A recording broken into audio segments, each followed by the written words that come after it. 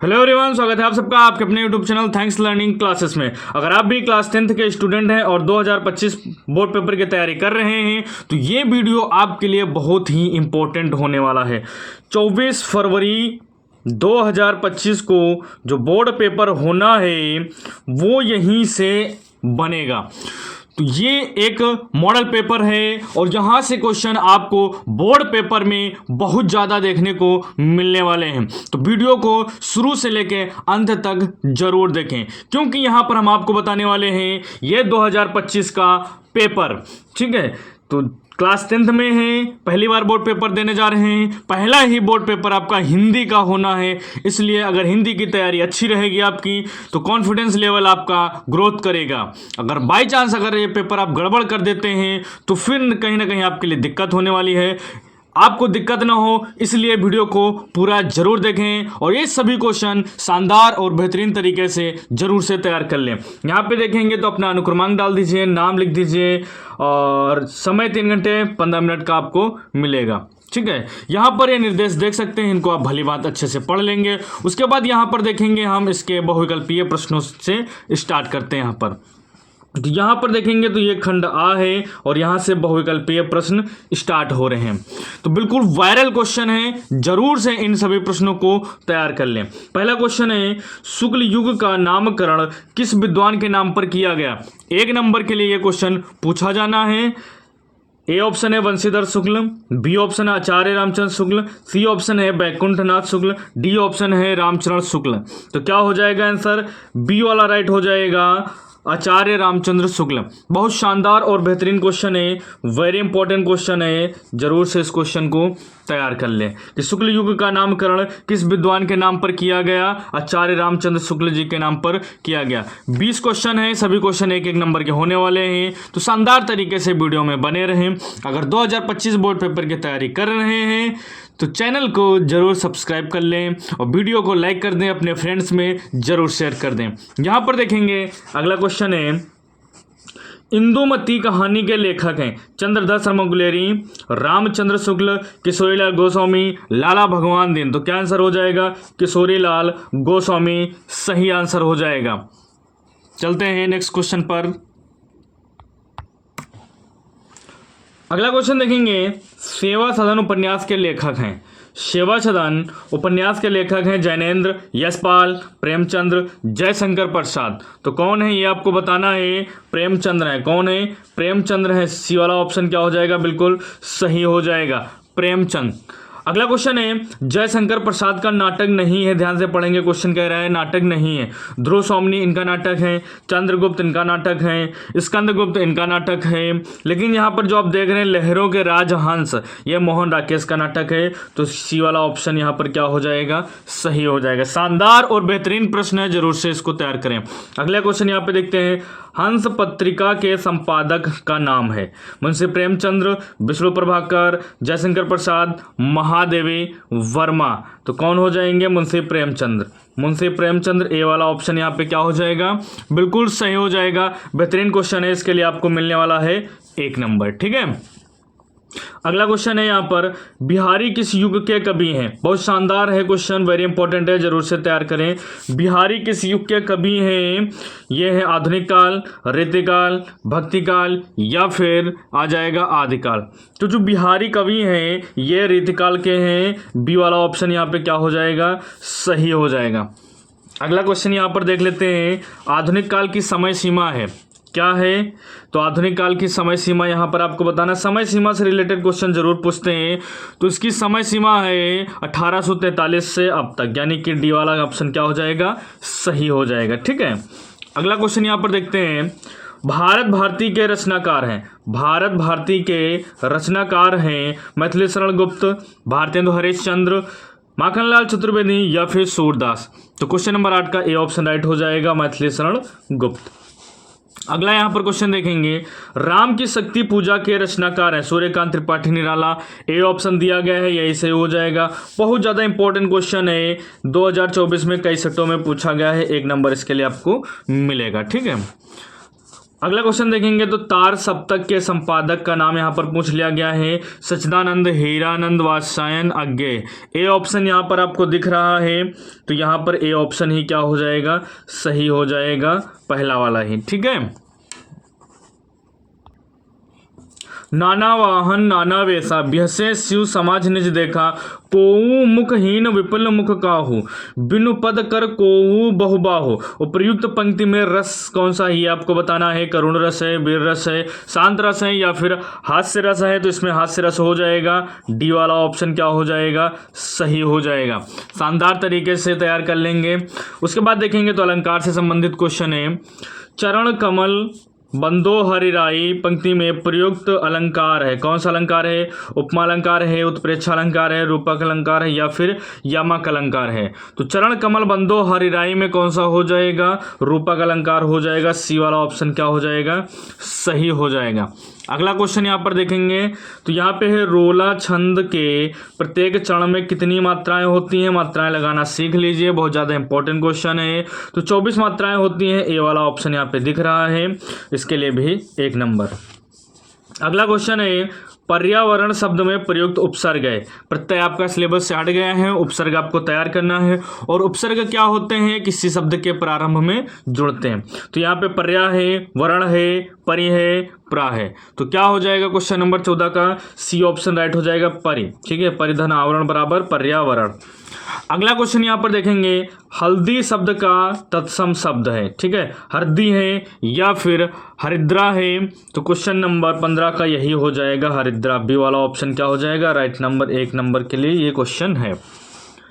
हानि लाभ, हानि और लाभ, ठीक है, तो इसमें कौन सा समास है ये आपको बताना है। द्वंद्व समास है, क्रमधारय है, द्विगु है या फिर बहुब्रीहि समास है, तो इसमें द्वंद्व समास है। कौन सा है, द्वंद्व समास है। ठीक है, इसके लिए हमने अलग से सभी वीडियो बनाए हुए हैं, सब उनमें हमने ट्रिक बताई हुई हैं। तो अगर आप चाहते हैं कि इनकी हमें ट्रिक मिल जाए जिससे कि हम समास को देख के ही पहचान जाए, तत्सम को देख के ही पहचान जाए, तो इसी में वीडियो आपको मिल जाएंगे हमारे YouTube channel thanks learning classes में। सभी वीडियो इसके बाद आप आराम से देखें, सब चीज़ें तैयार हो जाएंगी। फिर है युष्मद् यानी तुम शब्द का सप्तमी विभक्ति द्विवचन रूप यहाँ पर पूछा गया है, यो वो यहाँ पर पहला दिया गया है, यही क्या हो जाएगा, सही हो जाएगा। क्वेश्चन नंबर 17 का ए ऑप्शन यहाँ राइट हो जाएगा। फिर अगला क्वेश्चन देखेंगे, अर्थ के आधार पर वाक्य के कितने भेद होते हैं, अर्थ के आधार पे होते हैं 8, तो यहाँ पर देख सकते हैं बी वाला ऑप्शन यहाँ पर दिख रहा है, 1 नंबर क्वेश्चन ये भी। ठीक है, चलते हैं नेक्स्ट क्वेश्चन पर। जिसमें केंद्र बिंदु कर्ता ना होकर कर्म हो उसे कहते हैं, यानी जो केंद्र का बिंदु है वो कर्ता ना हो कर कर्म है, तो उसे क्या कहते हैं, कृतवाच्य कहते हैं, भाववाच्य कहते हैं या फिर कर्मवाच्य कहते हैं या फिर करणवाच्य कहते हैं, तो इसको हम कहते हैं क्रमवाच्य। क्या कहते हैं, क्रमवाच्य। ठीक है, अगला क्वेश्चन है, विकारी पद होते हैं परिवर्तनीय, तो ये ए ऑप्शन यहाँ पर दिया गया, यही क्या हो जाएगा, बिल्कुल सही हो जाएगा, परिवर्तनीय होते हैं। ठीक है, अब यहाँ से देखेंगे तो खंड बा स्टार्ट हो चुका है। खंड बा यहाँ से वर्णात्मक प्रश्न शुरू हो चुके हैं, और वर्णात्मक प्रश्न में जो पहला प्रश्न आपको मिलेगा वो मिलेगा, निम्नलिखित में से किसी एक गद्यांश पर आधारित प्रश्नों के उत्तर देने हैं, यानी 3 प्रश्नों के उत्तर देने हैं, 2 2 2 प्लस करके दिया गया है। टोटल यहाँ पर आपको 6 नंबर मिलने वाले हैं। तो यहाँ पर कौन सा गद्यांश दिया गया है उसको देखेंगे। विश्वास पात्र मित्र से बड़ी रक्षा रहती है, जिसे ऐसा मित्र मिल जाए उसे समझना चाहिए कि खजाना मिल गया। तो इसे आप देख सकते हैं ये किस पाठ से लिया गया है, मित्रता पाठ से लिया गया है। इसके लेखक कौन है, आचार्य रामचंद्र शुक्ल जी हैं, तो इसको आप तैयार कर सकते हैं। तो इसको आप देखेंगे, बहुत ज़्यादा वायरल क्वेश्चन है। इसमें क्या क्या करना है, इसका संदर्भ लिखना है, रेखांकित अंश की व्याख्या करनी है, लेखक ने विश्वास पात्र मित्र की तुलना किससे की है और क्यों की है, ये आपको बताना है। ठीक है, अगर यह नहीं आ रहा है तो यहाँ पर आप देख सकते हैं अथवा में क्वेश्चन दिया गया है। अथवा में है, पहले पहाड़ काटकर उसे खोखला कर दिया गया, फिर उसमें सुंदर भवन बना लिए गए, जहाँ खंभों पर उभरी मूर्तें विहस उठी। तो ये कहाँ से लिया गया है, अजंता नामक पाठ से लिया गया है, और इसके लेखक हैं डॉक्टर भगवत शरण उपाध्याय। तो आप इसको भी तैयार कर सकते हैं, देख सकते हैं 3 क्वेश्चन हैं। संदर्भ लिखना है, रेखांकित अंश की व्याख्या करनी है, पहाड़ों को जीवंत कैसे बनाया गया, गद्यांश के आधार पर आपको इसको स्पष्ट करके देना है। ठीक है, अब यहां पर देखेंगे जो क्वेश्चन नंबर 2 आएगा, इसमें निम्नलिखित में से किसी एक पद्यांश पर आधारित सभी प्रश्नों के उत्तर आपको देने हैं। यानी कि यहाँ पे 3 प्रश्न हैं, इन 3 प्रश्नों के उत्तर देने हैं 2+2+2 के रूप में है। टोटल आपको 6 नंबर मिलने वाले हैं। यह पद्यांश कहाँ से? ऊधो मोहि ब्रज बिसरत नाही, वृंदावन गोकुल वन उपवन, सवन कुंज की छाई। ये कहाँ से लिया गया है? ये लिया गया है पद पाठ से लिया गया है। और इसके कवि कौन हैं? तो इसके कवि यहाँ पर हैं सूरदास जी हैं। ये आपको तैयार करना है अच्छे से। ठीक है, तो ये देख सकते हैं 3 प्रश्न है, संदर्भ लिखना है, रेखांकित अंश की व्याख्या करनी है और काव्य सौंदर्य यहाँ पर स्पष्ट करना है। अगर ये नहीं आता है तो आप देख सकते हैं अथवा दिया गया है, अथवा में कर सकते हैं। अथवा में क्या है यहाँ पर? चाह नहीं मैं सुरबाला के गहनों में गूथा जाऊं, चाह नहीं प्रेमी माला में बिंध प्यारी को ललचाऊं। ये कहाँ से लिया गया है?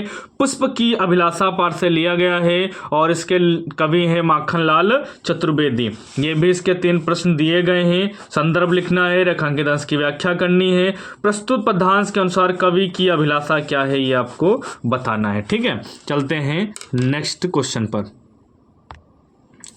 फिर यहां से देखेंगे क्वेश्चन नंबर 3 आएगा, दिए गए संस्कृत गद्यांश में से किसी एक का संदर्भ सहित हिंदी में अनुवाद करना है 2+3 के रूप में। यानी कि आपको 5 नंबर पूरे मिलने वाले हैं। तो यहां पर भी का और खा अथवा में दिया गया है तो इसको कर सकते हैं। ऐसा नगरी, ऐसा नगरी यहाँ पर देख सकते हैं मिल गया है।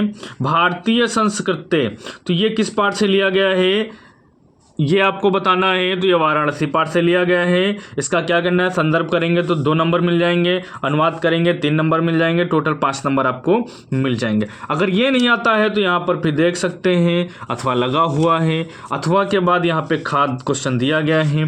यहाँ पे क्वेश्चन है अस्माकम संस्कृति सदा गतिशीलता वर्तते। तो यहाँ पर देख सकते हैं जो खा वाला ये दिया गया है ये भारतीय संस्कृति पाठ से लिया गया है। ठीक है, इसमें कुछ शब्द मिल जाते हैं, इनको अच्छे से देखेंगे तो पहचान जाएंगे कि किस पाठ से ये लिया गया है। क्वेश्चन नंबर 4 पर आ गए हैं। तो क्वेश्चन नंबर 4 देखते हैं क्या है। दिए गए संस्कृत पद्यांश में से किसी एक का संदर्भ सहित हिंदी में अनुवाद करना है। बिल्कुल वैसा ही क्वेश्चन है, 2+3 के रूप में है। टोटल आपको यहाँ पर भी 5 नंबर मिलने वाले हैं। कौन कौन से हैं यहाँ पे देख सकते हैं। जो इसका का दिया गया है मरणम मंगलम यत्र, तो ये वाला जो मिल जाएगा ये आपको वाराणसी पाठ से मिल जाएगा। ठीक है, क्या करना है? संदर्भ करना है, अनुवाद करना है। या फिर अथवा में देख सकते हैं यहाँ पर मिल जाएगा सर्वे भवन्तु सुखिनः सर्वे सन्तु निरामया। ये किस पाठ से लिया गया है? तो ये भारतीय संस्कृति पाठ से लिया गया है। ठीक है, इसको आप तैयार कर लें अच्छे से। यहाँ पर देखेंगे तो अपने पठित खंड काव्य के आधार पर निम्नलिखित प्रश्नों में से किसी एक प्रश्न का उत्तर देना है। एक प्रश्न रहेगा 3 नंबर के लिए है। तो जो भी आपके क्षेत्र में, आपके जनपद में खंड काव्य चलता है वो खंड काव्य तैयार कर लेंगे तो ये तो 3 नंबर आपके फिक्स होते हैं। पहले से ही सिर्फ आपको खंड काव्य तैयार करना होता अच्छे से। जो भी चलता हो, जैसे यहाँ पे मुक्ति दूत है, ज्योति जवाहर है, मेवाड़ मुकुट है, ठीक है, अग्र पूजा है, जो भी आपके क्षेत्र में चलता है, जय सुभाष है, मातृभूमि है, कर्ण खंड काव्य है, कर्मवीर भरत या फिर तुमुल, ये खंड काव्य दिए गए हैं। जो भी आपके क्षेत्र का हो उसको ईमानदारी से आप तैयार कर लें। फिर यहाँ पर देखेंगे तो क्वेश्चन नंबर 6 आ जाएगा, शानदार और आपका पसंदीदा क्वेश्चन है। 6 जो है का और खा में दिया गया है।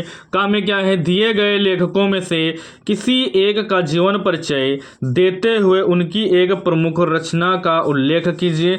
3+2 के रूप में है। 3 नंबर अच्छे से जीवन परिचय लिखेंगे, 2 नंबर रचना के हैं। टोटल आपको 5 नंबर यहाँ पर मिलने वाले हैं। कौन कौन से जीवन परिचय हैं? आचार्य Ramchandra Shukla, Jaishankar Prasad, doctor Rajendra Prasad. Most important हैं, जरूर से तैयार करके ही बोर्ड पेपर देने जाएं।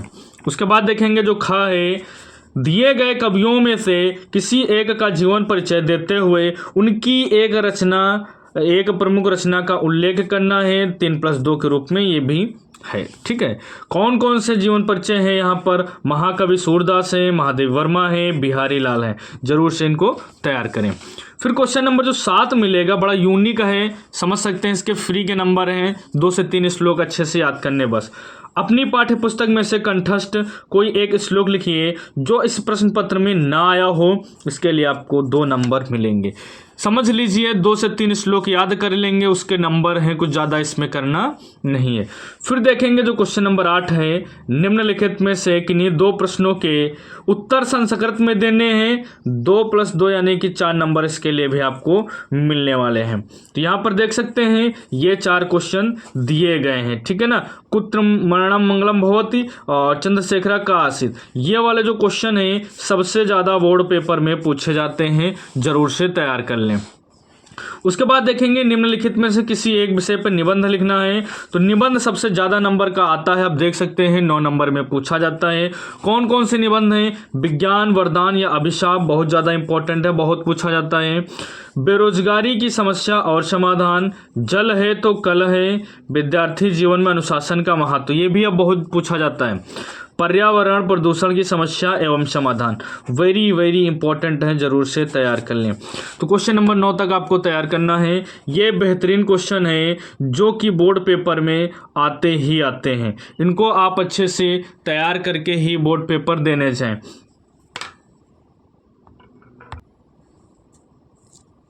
तो यहाँ पर देख सकते हैं 9 क्वेश्चन कंप्लीट हो गए, लेकिन इस बार क्या है, एक क्वेश्चन और ऐड हो गया है पत्र से संबंधित। तो पत्र वाला यहाँ पे शायद छूट गया है, एक आप पत्र जरूर से तैयार कर लेना। जैसे यहाँ पर देख सकते हैं ये एक पत्र आता है, तो पत्र तैयार कर लेंगे। जैसे अपने निवास स्थान के आसपास मोहल्ले की नालियों की समुचित सफाई के लिए नगर जनपद के स्वास्थ्य अधिकारी को पत्र लिखें। तो यहाँ पर एक पत्र जरूर आप तैयार कर लेंगे, ये 4 नंबर का आएगा। अब कौन कौन से नंबर कहाँ से कट रहे हैं ये आपको हम बता रहे हैं। तो आप देख सकते हैं ये नंबर यहाँ से मिलेंगे। अब ये आता है 1 + 1 के रूप में, यहाँ से आपको 2 नंबर मिलेंगे और 4 नंबर छट के 2 नंबर का आ गया है। और ये आएगा अब 7 नंबर का। तो टोटल जो 4 नंबर बचे हैं वो 4 नंबर पत्र के बचे हुए हैं, उसको आप ज़रूर से तैयार कर लें एक पत्र। ठीक है, तो उम्मीद है वीडियो आपके लिए हेल्पफुल रहा होगा। कैसा लगा वीडियो कमेंट करके ज़रूर बताएं। और यूपी बोर्ड की अगर तैयारी कर रहे हैं तो चैनल को ज़रूर सब्सक्राइब करें। मिलते हैं फिर नेक्स्ट वीडियो में, तब तक के लिए टाटा बाय बाय, जय हिंद जय भारत।